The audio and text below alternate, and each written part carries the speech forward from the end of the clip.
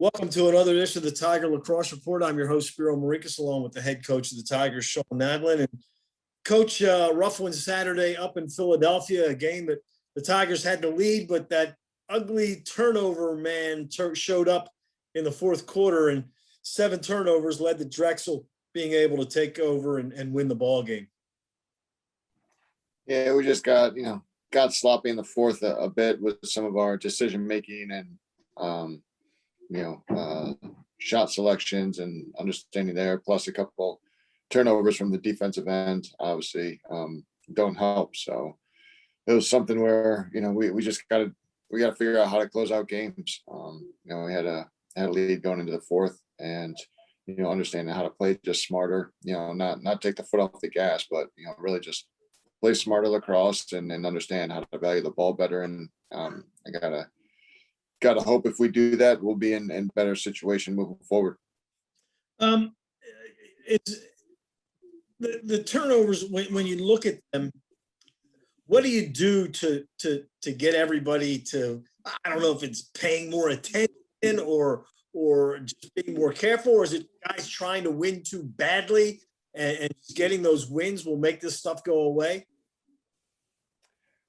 I don't know if you can ever win badly enough or want to win badly enough. I think that's it's a good thing, but I think what you're saying is they're just trying too hard type thing. I didn't necessarily think that was the case. One was just a simple, we mishandled a catch. The ball was in our stick, and we just dropped the pass and in a clear when we would have had an opportunity to go up after it was 10-10.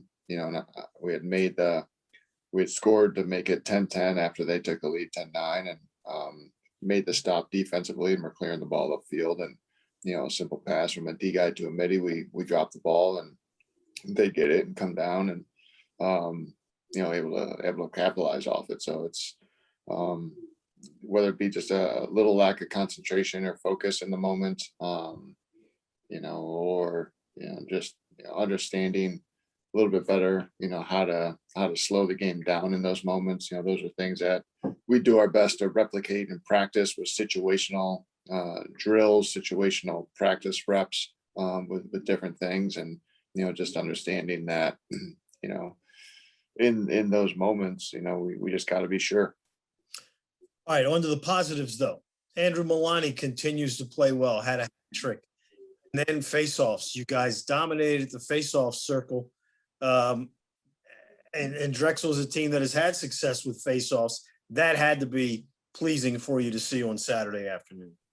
Yeah, the faceoffs was certainly a bright spot for us. With the way we've struggled there throughout the season with different personnel, knowing that Drexel is bringing back their starter for the past 4 years.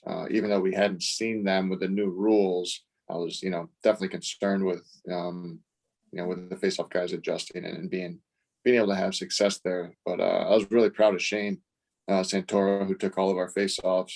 He went into the game, obviously, with a lot of confidence, just, from his work ethic, and was able to have success early. And I think that just really fueled him going forward, and it's a huge credit to him and our face-off crew that they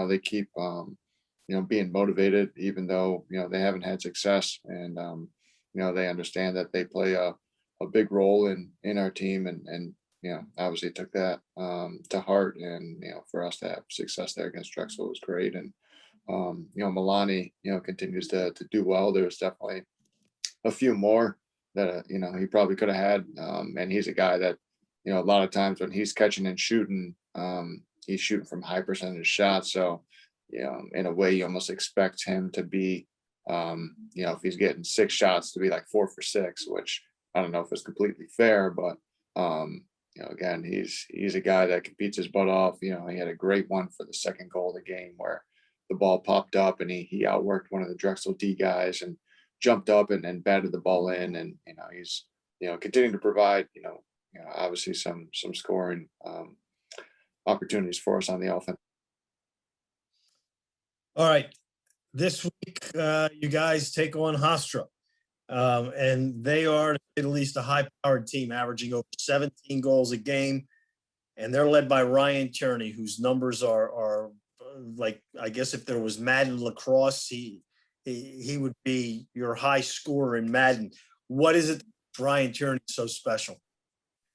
He just got a great skill set, being an attackman, a lefty attackman that just has really smooth hands, really strong IQ for the game, and knows how to get shots off in uncharacteristic ways. I mean, he's got great wrists, great hands, and you got to crowd him. And he's a guy that he can stretch you. You got to cover him. Once he steps foot inside the box, the restraining line box, because if not, he's going to shoot, and he can score from 18 yards out or a yard, on top of the crease, and he's got that ability. So he garners a lot of attention, rightfully so. I know, they do a lot to obviously get him with a ball and a stick, and to make sure he's able to help the offense flow.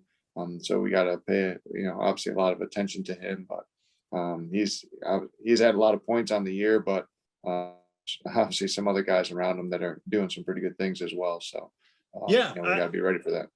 I mean, he's got 30 points on the year, but then you look, Alex can 15 goals in 4 games. So he's not exactly chopped liver.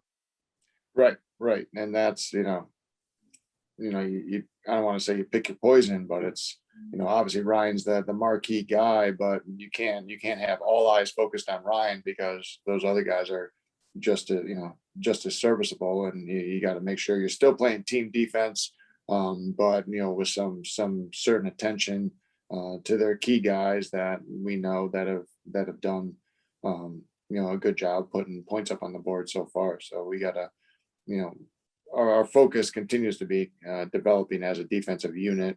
We still, I think we're making progress, but at times having some relapses where it shouldn't be the case. So we are going to prepare for Hofstra and knowing who they have in regards to personnel. But we got to continue to take steps forward and keep it there for us defensively as a unit. All right, Coach. Well, we appreciate your time, and we'll talk to you next week as we're full swing into the CAA schedule now, and 8 games this year as opposed to the normal 5. So you're going to get some extra looks at people. That's all right. Just excited to be playing games, which is awesome.